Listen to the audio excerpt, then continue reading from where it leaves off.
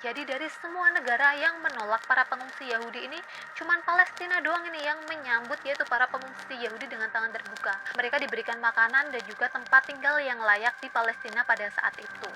Dan kalau misalnya mereka berhasil untuk melawan Jerman, Inggris ini menjanjikan tanah Palestina untuk kaum Yahudi agar mereka dapat mendirikan negara yaitu ya Israel itu. Inggris ini melancarkan kampanye penangkapan massal dan juga penghancuran rumah yang akhirnya dipakai oleh Israel sampai sekarang di Palestina.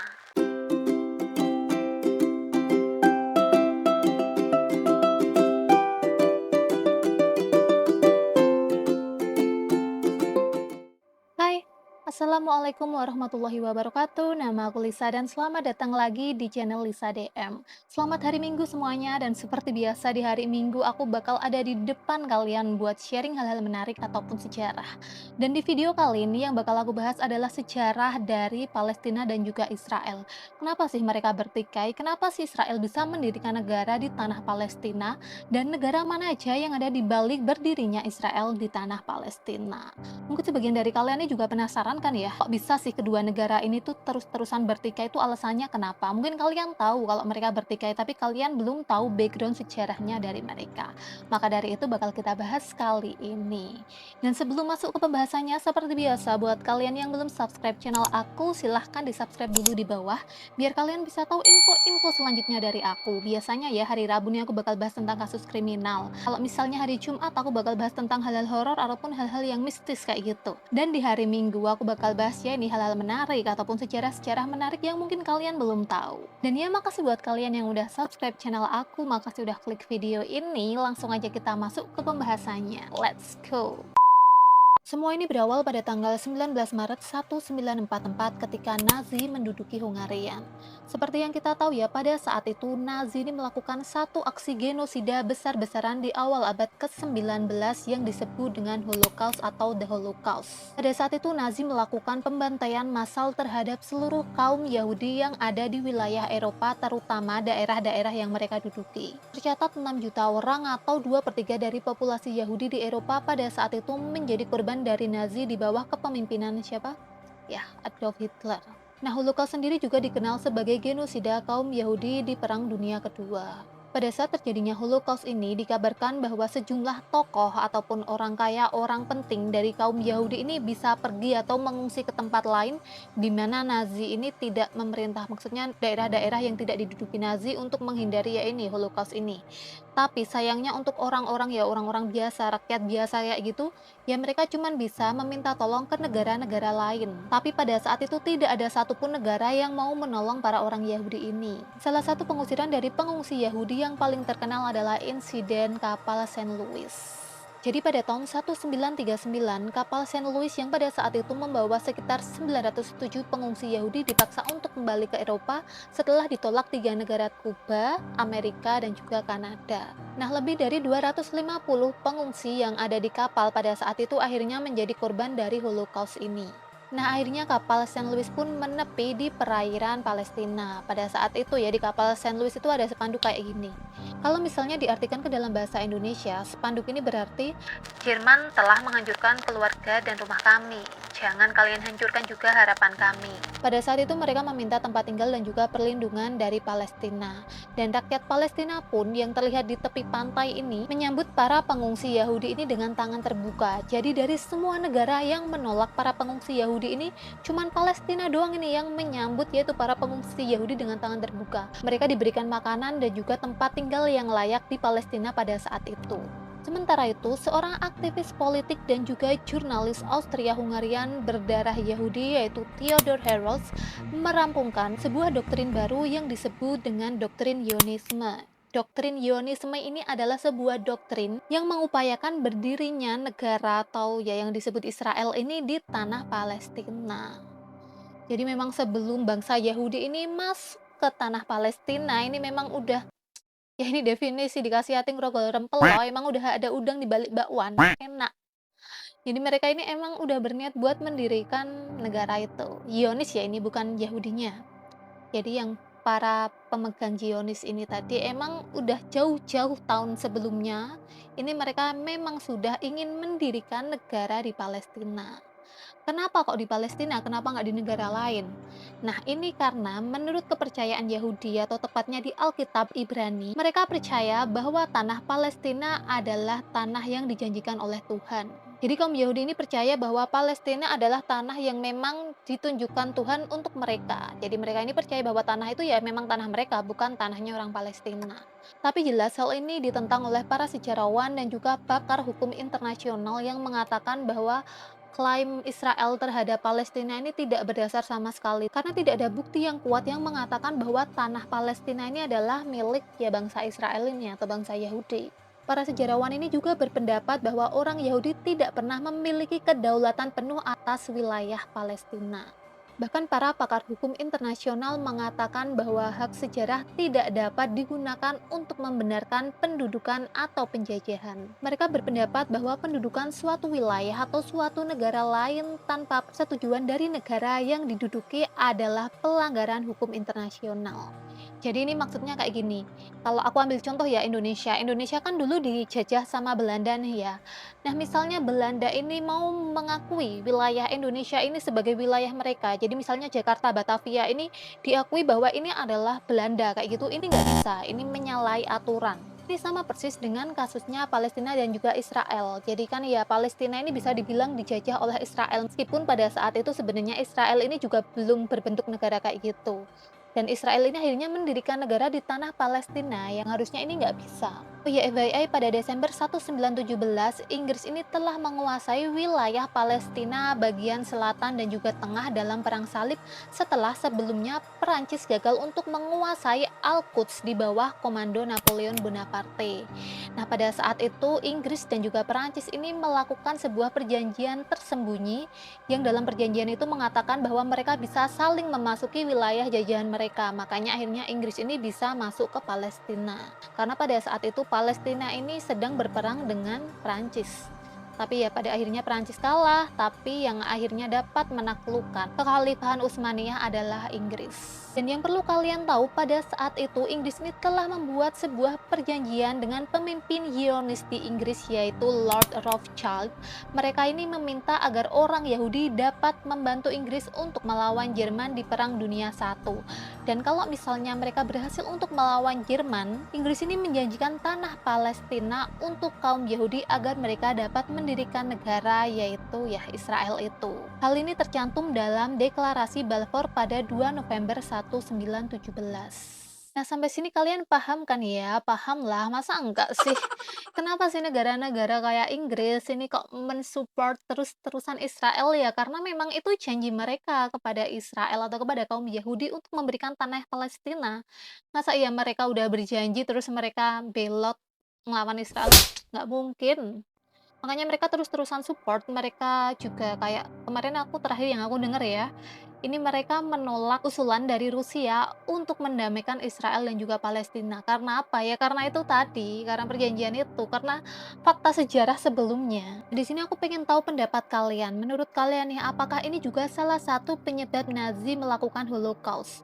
Karena seperti yang kita tahu ya, pada saat itu diskriminasi terhadap kaum Yahudi di Eropa ini sangat kuat.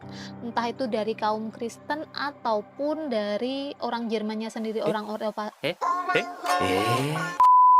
orang Eropa sendiri. Nah, pada saat itu ya, kaum Yahudi ini dianggap sebagai pengkhianat yang menyebabkan Jerman kalah di Perang Dunia Pertama melawan Inggris. Menurut kalian gimana? Apakah betul ataukah enggak? Kalian komen di bawah ya. Oke, kita kembali lagi ke pembahasannya. Nah, sejak Inggris ini mengalahkan Palestina, sejak saat itu pula Inggris ini mulai menjalankan proyek Yahudisasi secara terorganisir di Palestina. Terjadilah migrasi besar-besaran bangsa Yahudi dari Eropa Timur ke Palestina. Bahkan jumlahnya ini mencapai 40.000 orang dalam kurun 1918 hingga 1923. Inggris pun terus memantapkan kekuasaannya di tanah Palestina dengan melobi PBB. Jadi pada saat itu PBB ini masih bernama Liga Bangsa-Bangsa ya, jadi belum PBB. Inggris meminta PBB agar melegalkan kekuasaan mereka di tanah Kanaan. Tanah Kanaan itu Palestina pada saat itu tuh nyebutnya tanah Kanaan. Dan akhirnya pada tanggal 24 Juli 1944 keluarlah resolusi PBN yang sah yang menyatakan kekuasaan Inggris atas Palestina dengan batas waktu hingga 15 Mei 1948.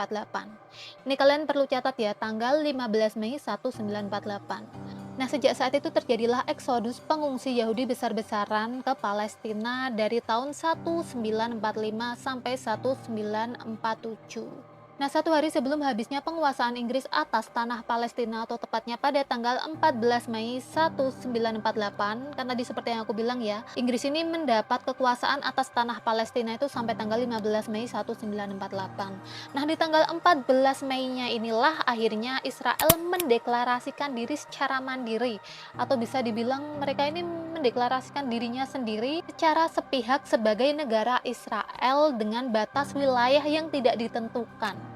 Jadi bisa dibilang ya, kalau pada saat itu nih tanah Palestina ini semua bisa dikuasai, ya mereka bakal bilang semua itu adalah tanah Israel. Dan kata lain seperti itu. Dan perlu kalian tahu, semua ini atas dukungan Inggris dan juga Amerika. Nah, ketemu lagi kan kenapa Amerika juga kayak gitu di PBB kemarin. Semua ini ada dasar sejarahnya. Ya, proklamasi dari Israel ini juga sejalan dengan pendapat Theodore Herzl yang mengatakan bahwa 50 tahun ke depan akan berdiri sebuah negara Yahudi.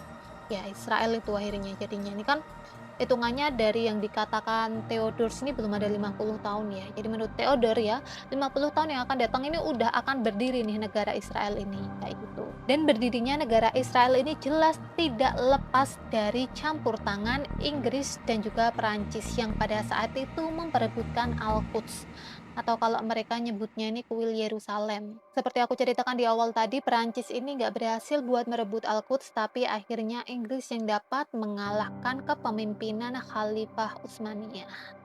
Nah, yang perlu kalian tahu juga, sebenarnya pada masa kepemimpinan Khalifah Utsmaniyah ini, di Palestina ini nggak cuma ada umat Muslim aja, tapi juga ada umat Kristiani dan juga umat Yahudi yang hidup berdampingan secara damai.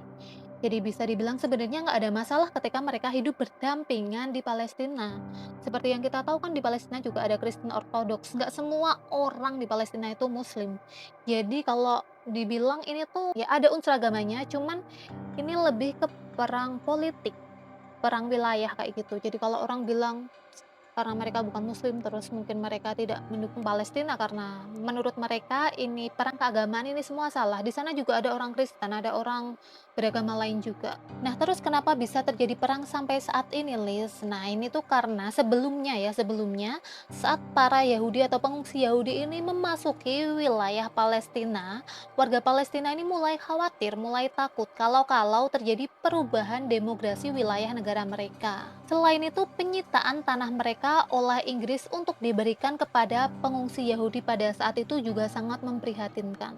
Hal ini pun menyebabkan pemberontakan Arab yang terjadi dari tahun 1936 hingga 1939. Pada April 1936, Komite Nasional Arab yang baru saja dibentuk meminta warga Palestina untuk melakukan pemogokan umum. Pemogokan umum ini meliputi dengan menahan pembayaran pajak dan memboikot produk-produk Yahudi untuk memprotes kolonialisme Inggris dan juga meningkatnya imigrasi Yahudi. Nah, pemogokan yang berlangsung selama 6 bulan ini justru mendapat respon yang sangat brutal dari Inggris.